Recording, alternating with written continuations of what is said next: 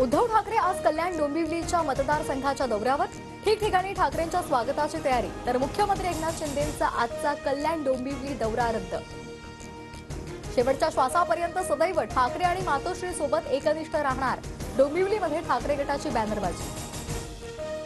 विजयाची शक्यता पाहून आम्ही उमेदवारी देऊ. लोकसभेत महाविकास आघाडीमध्ये काही जागांची अदलाबदल होण्याचे अनिल देशमुखांचे संकेत. भंडारा गोंदिया लोकसभेची जागा शरद पवार गट काँग्रेसला सोडण्याच्या तयारीत. भंडारा गोंदियाची जागा बदलून शरद पवार गट दुसरी जागा मागणार. सूत्रांची माहिती. भंडारा गोंदिया लोकसभा लढण्यासाठी प्रफुल्ल पटेल शर्यतीमध्ये भंडारा गोंदियामध्ये आपली ताकद दाखवली तर नक्कीच न्याय मिळेल. प्रफुल्ल पटेलांची प्रतिक्रिया. पुण्यामध्ये राज ठाकरे यांच्या उपस्थितीमध्ये मनसेच्या सरपंच आणि ग्रामपंचायत सदस्यांचा मेळावा. राज ठाकरे मार्गदर्शन करणार. जरांगे मुंबईमधील आंदोलनावर ठाम. पुढचा प्लॅन 15 जानेवारीला सांगणार. जरांगेंच्या आंदोलनामुळे मुंबईतील सुव्यवस्था बिघडणार असल्यास जबाबदारी शासनाचीच. हायकोर्टाची टिप्पणी. बीडमध्ये आज ओबीसी मेळावा. भुजबळांकडून ओबीसी एल्गार मेळाव्याचे टीजर जारी. तर भुजबळांच्या बीडमधल्या सभेला मराठा संघटनांचा विरोध.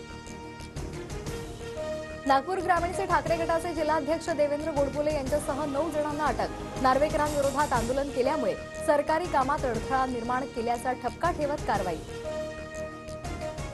शिवसेनेची घटना दुरुस्ती अवैध होती तर निवडणूक आयोग झोपलं होतं का? नार्वेकरांच्या निकालानंतर अरविंद सावंत यांचा व्हिडिओ बॉम्ब. 2013च्या राष्ट्रीय कार्यकारिणीतील नार्वेकरांचा फोटोही दाखवला. मोदींच्या हस्ते लोकार्पणानंतर मुंबईतील शिवडी न्हावाशेवा अटल सेतूवरून वाहतूक सुरू. अटल सेतूवरून वाहतूक पोलिसांचा बंदोबस्त. पंतप्रधान मोदी 19 जानेवारीला सोलापूर दौऱ्यावर. मोदींच्या उपस्थितीमध्ये 15,000 घरांचा घरकुल हस्तांतरण सोहळा पार पडणार.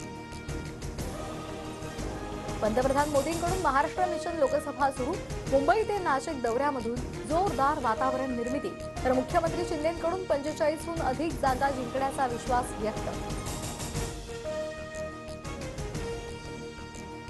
गुंड शरद मोहोळच्या खुनामध्ये मदत न केल्यामुळे मुन्ना पोळेकरनं एकावर गोळ्या झाडल्या.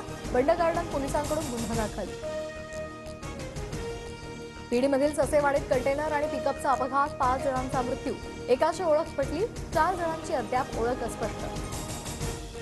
अवकाळी आणि गारपिटीमुळे बाधित रत्नागिरीतील आंबा बागायतदारांना व्याजमाफी. 9 वर्षांनंतर 10,000 शेतकऱ्यांना लाभ.